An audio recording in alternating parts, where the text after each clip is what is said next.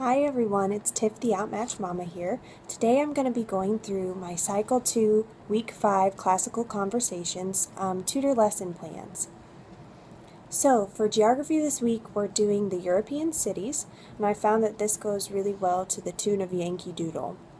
So it goes, European cities, London, Paris, Rome, Barcelona, Orleans, European cities. And we're going to sing this while the kids take out their dry erase markers and color in the dots on their wipe-off maps.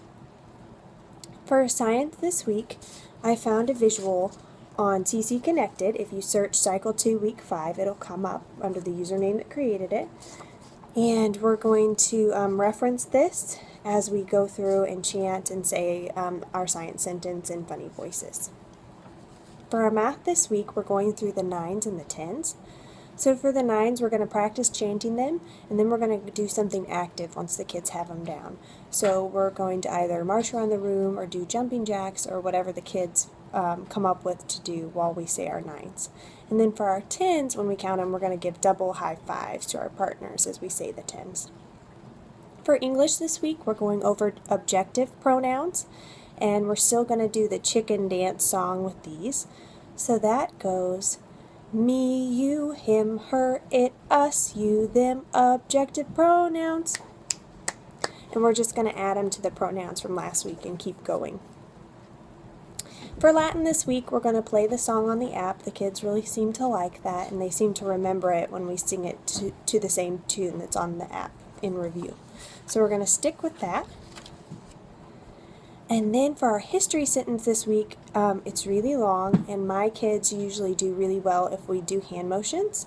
And sometimes I change these up if the kids come up with something better that they think will help them remember better. But this is my plan going into it.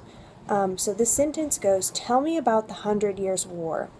During the 100 Years' War, Joan of Arc and King Charles VII led the French to defeat England, like you're drinking tea, England, at the Battle of Orleans in the late, look at your watch like you're late, 1340s. Fleas on rats carried the plague which killed 1 out of 3 Europeans.